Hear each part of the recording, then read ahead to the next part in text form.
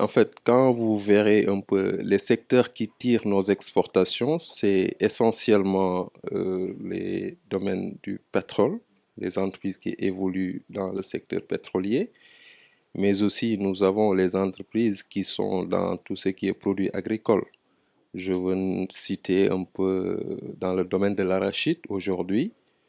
Nous avons un accord commercial avec la Chine qui a permis, en tout cas en un mois, de commercialisation d'être à un peu à 180 000 tonnes de graines d'arachide exportées sur le marché chinois.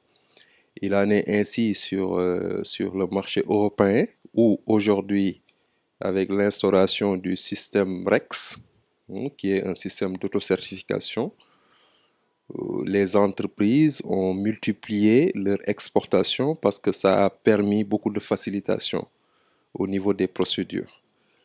Il en est ainsi aussi sur le marché sous-régional qui, avec l'application de certaines dispositions réglementaires, notamment le tarif extérieur commun, a permis de booster les exportations et aujourd'hui, nous sommes à 42,6% de nos exportations destinées au marché africain. Ce qu'il faut retenir aujourd'hui et ce qui est extrêmement important, c'est que nous avons réalisé une croissance record des exportations en 2019 parce que la vision du président de la République, le président Macky Sall, a été une vision claire depuis 2012 à son accession à la souveraineté nationale, ce qui lui a permis à un moment donné en 2014 de lancer ce qu'on appelle le plan Sénégal émergent, qui intégrait dans son volet économique la transformation structurelle de l'économie, surtout les investissements structurants, mais également investissements dans les secteurs porteurs, à haute valeur ajoutée, à haute intensité de main-d'œuvre et à fort potentiel d'exportation. Et nous avons basé tout cela sur une stratégie nationale de développement des exportations avec le plan stratégique de développement et un plan de travail annuel qui intégrait les secteurs d'activité que sont le secteur de la pêche, les produits halieutiques, que ce soit le poisson noble, que ce soit également le poisson congelé en mer, exporté dans beaucoup de pays, en zone africaine, en zone européenne, en zone asiatique, en zone américaine. Nous avons travaillé sur l'agriculture. Vous voyez aujourd'hui la politique du président de la République qui consiste à augmenter la production pour le marché local, mais également pour les exportations. Vous prenez des filières comme l'arachide aujourd'hui. Le Sénégal fait partie des références en termes d'exportation d'arachide décortiqué, mais également d'huile d'arachide de première pression. Nous avons travaillé sur les tickets et les services, aujourd'hui où le Sénégal exporte à peu près 70% de la production. Les produits horticoles, aujourd'hui, l'horticulture, chaque année, on a une croissance permanente. Imaginez-vous aujourd'hui que le dernier mois, uniquement en secteur, le sous-secteur horticole a permis d'avoir 4,5 milliards en termes d'exportation. C'est énorme aujourd'hui dans un pays. La dynamique des exportations est énorme. Également, c'est une dynamique aujourd'hui qui permet d'avoir beaucoup d'emplois.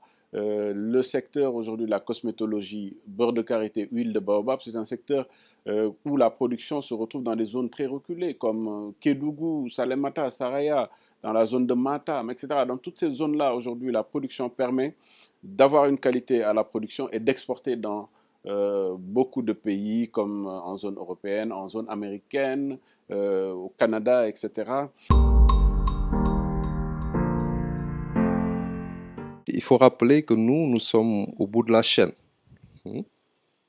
On intervient au stade de la commercialisation à travers des outils. Je vous donne juste un exemple.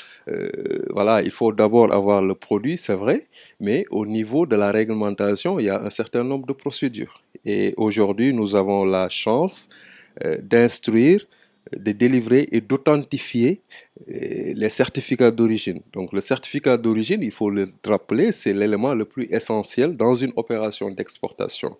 Parce que si l'État a fait l'option stratégique de ne pas taxer les exportations, ça c'est une mesure importante. Donc au Sénégal, l'État a fait l'option stratégique de ne pas taxer les exportations. Ça veut dire qu'aucune redevance n'est perçue au titre de l'exportation. Toutefois, l'encadrement se fait à travers des lois et textes. Je pense que il est important d'en parler. Bon, certains disent que c'est même pas la peine parce que c'est un fake news. Mais vraiment qui n'a aucun sens, où un journaliste d'un organe de presse a prétendu, en lisant le tableau qui permet de voir clairement comment nous fonctionnons, en lisant ce tableau, ce journaliste a dit que le directeur général de l'Agence sénégalaise de promotion des exportations se payait des frais de mission de 340 millions, il a dit. Hein. Donc, c'est très grave. En 2015, la personne prend la rubrique qui concerne spécifiquement les dépenses liées aux foires, manifestations. Pendant 12 mois, tout ce qui est accompagnement des entreprises, construction des pavillons, location des pavillons, rencontres acheteurs-vendeurs, location vraiment des salles pour les entreprises, frais de mission pour les entreprises, pour les institutionnels, etc., pour un total de 340 millions.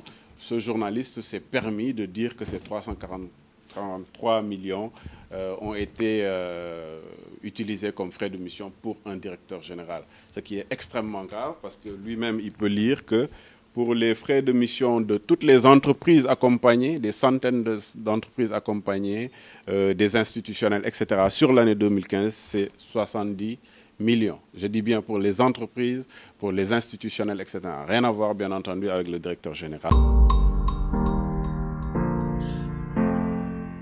L'avantage des exportations, c'est que celles et ceux qui exportent sont des Sénégalais.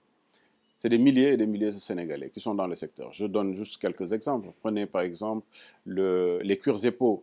Les cuirs et peaux où nous travaillons avec énormément de Sénégalais qui viennent de différentes régions. Et derrière, c'est des familles. C'est des anciennes familles. Par exemple, ceux qui sont dans les cuirs et peaux, c'est des familles qui sont là-dedans depuis plus de 100 ans, par exemple.